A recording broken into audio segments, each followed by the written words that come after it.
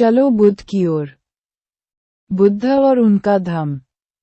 Baba Saheb doctor Bhimrao Ambedkar लिखित। Audio editor Manoj Kumar बौद्ध। नमो बुद्धाय। 14। एक और कारण भी है जिसकी वजह से प्रज्ञा पारमिता इतनी अधिक महत्वपूर्ण और इतनी अधिक आवश्यक है। दान तो होना ही चाहिए, किंतु बिना प्रज्ञा के दान का भी दुष्परिणाम हो सकता है। करुणा तो होनी ही चाहिए, किंतु बिना प्रज्ञा के करुणा भी बुराई की समर्थक बन जाती है। सभी दूसरी पारमिताएं परिव्राजकों की दी प्रज्ञा पारमिता की कसौटी पर खरी उतरनी चाहिए। निर्मल बुद्धि का ही दूसरा नाम प्रज्ञा पारमिता है। 15। मेरी स्थापना है कि आदमी को अकुशल कर्म का ज्ञान होना चाहिए। अकुशल कर्म की उत्पत्ति किस प्रकार होती है, इसी तरह उसे कुशल कर्म का भी ज्ञान होना चाहिए।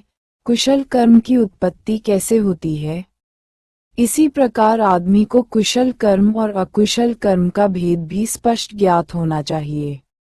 इस प्रकार के ज्ञान के बिना चाहे कर्म विशेष अपने में कुशल कर्म ही क्यों न हो, चाहे शुभ कर्म अपने में शुभ कर्म ही क्यों न हो, तब भी यथार्थ कुशल भाव या यथार्थ शुभ भाव नहीं हो है।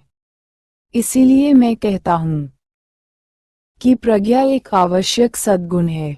16। तब बुद्ध ने परिव्राजकों को इस प्रकार की प्रेरणा देते हुए अपना प्रवचन समाप्त किया। 17। हो सकता है कि तुम मेरे धर्म को निराशावादी धम्म समझ बैठो, क्योंकि मैं आदमियों का ध्यान मानव जाति के दुख की ओर आकर्षित करता हूँ। मेरे धम्म के बारे में ऐसी धारणा बनाना गलती होगी। 18। निस्संदेह मेरा धम्म दुख के अस्तित्व को स्वीकार करता है, किंतु वह उतना ही जोर उस दुख के दूर करने पर भी देता है। 19। मेरे धम्म में दोनों बातें हैं, इसमें मानव जीवन का उद्देश्य भी निहित है और यह अपने में आशा का संदेश भी है। 20। इसका उद्देश्य है अविद्या का नाश, जिसका मतलब है दुख के अस्तित्व के संबंध में अज्ञान का नाश। 21। यह आशा का संदेशा भी है, क्योंकि ये दुख के नाश का मार्ग बताता है। 22। क्या तुम इस सब से सहमत हो या नहीं? परिव्राजकों का उत्तर था, हाँ। 7। परिव्राजकों की धम्म दीक्षा। 1। उन पांचों परिव्राजकों ने ये तुरंत देख लिया कि यह वास्तव में एक नया धम्म है।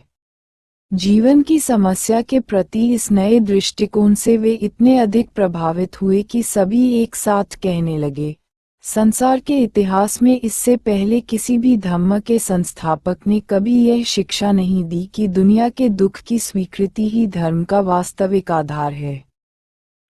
2. संसार के इतिहास में इससे पहले कभी किसी भी धर्म के संस्थापक ने ये शिक्षा नहीं दी कि दुनिया के इस दुख को दूर करना हो धर्म का वास्तविक उद्देश्य है।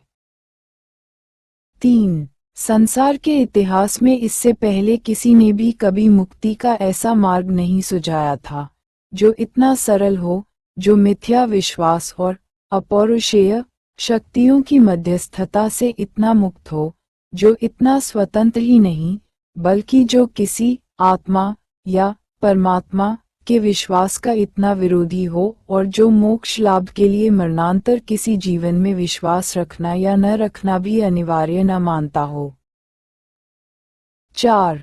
संसार के इतिहास में इससे पहले किसी ने भी कभी ऐसे धर्म की स्थापना नहीं की, जिसका इल्हाम या ईश्वर वचन से किसी भी तरह का कुछ भी संबंध न हो, और जिसके अनुशासन आदमी की सामाजिक आवश्यकताओं के अध्ययन के परिणाम हो, और जो किसी ईश्वर की आज्ञाएं न हों।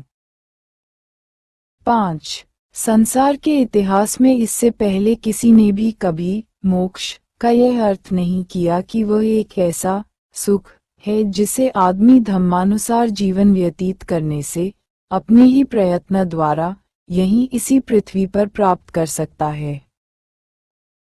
6. उन परिव्राजकों ने जब भगवान बुद्ध से उनके द्वारा उपदिष्ट नया सद्धर्म सुना तो इसी प्रकार अपनी भावनाओं 98 बुद्ध और उनका धम्म।